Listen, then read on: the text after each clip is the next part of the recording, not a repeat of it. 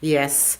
After 3 years of being physically, emotionally, and psychologically abused, I walked out of the relationship. But I took a lot of baggage with me. And this baggage that I took with me, it absolutely controlled my life for 18 years. It was the baggage that I took in and out of relationships, no matter who it was. It was the first thing that showed up in the relationships. My low self-esteem, my sense of self-loathing, my sense of self-worth. They were all there in the room with me every time I showed up in a relationship. And they played out extremely well, all the way into a marriage at the age of 26. There I was, a young lady with a 9-year-old daughter at this point, but I'm ready to get married. Why? Well, because I'm in the church, and there is nothing more greater than the pressure of being someone in your church, of having all the rules and the moral values heaped upon you Sunday after Sunday of what you should be doing. So I've been dating this gentleman for 3 years, and that was my what I call time limit. If we don't know where we're going within 3 years, I'm out. That was my rule for living. Now, 3 years into that relationship, I gave him an ultimatum. Either you marry me or else. It was the or else that I'm not sure what it meant, but that was the terms that I gave him. And he agreed. Although he came to the relationship kicking and screaming, telling me about all the things that he wasn't going to be able to do, all of his deficiencies and inefficiencies. And there I was, totally full of optimism, saying, oh yes, but we can do this. Why? Because I'm Wonder Woman. I can do this. I can make it work. I can get us over the hurdle. I can do. You know, Miss Fix-It, taking care of everything. The person who's the enabler in the relationship. And so I did this.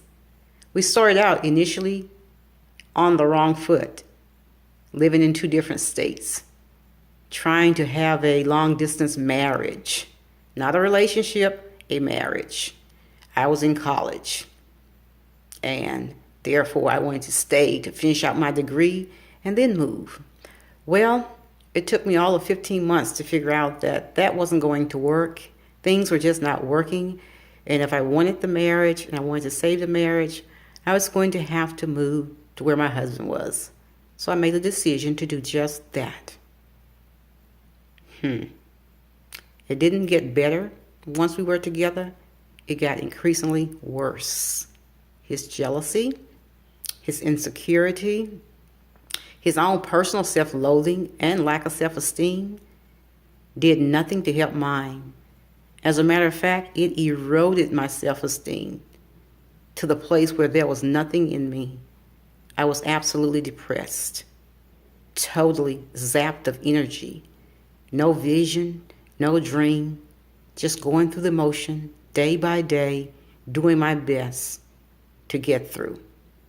Well, I tell you what, after a while, and after tired of being verbally threatened, I made up my mind. I am going to leave. Yes, I was going to leave, but divorce was not what I had in mind. I thought if I left and got a little space, that just maybe we could come back together and work this thing out. You know, they say absence make the love grow stronger. It does. But it also have to include change in behaviors. Even if you're absent and the behavior does not change, there's no love to grow stronger. And me, of course, I was all walled off anyway, because the moment he started throwing those fiery flames and darts, I shut down my heart. I didn't feel anything. And that's the way I was. And I lay there in that bed night after night, lifeless, alone and lonely, sleeping on the edge, but no love whatsoever. So therefore, again, I reverted to my old habit. I locked off my heart and my emotions. I had no feelings whatsoever because I was afraid that had I shown anything, this man would absolutely take me to that place where I'd been before, and I never wanted to go there again. Not ever. So as life would have it, 5 years into this marriage, it was over. It was over. And whether we liked it or not, we needed to move on. I needed to move on to save my sanity. And he needed to move on because it was just the right thing to do. And thus, I filed for divorce and got my divorce, started my life on my own again, this time with a 12-year-old daughter in tow. This is my story, but it doesn't end here. We're going to pick it up in part 3. 10,000 voices, awakening and reawakening.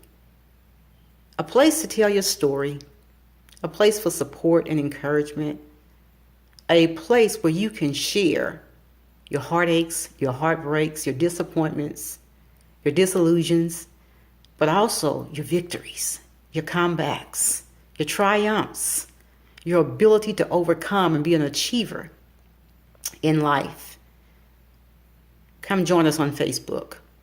We're there for you, and we'll go with you on the journey of a lifetime and return you to yourself and your self-worth. I will talk to you soon.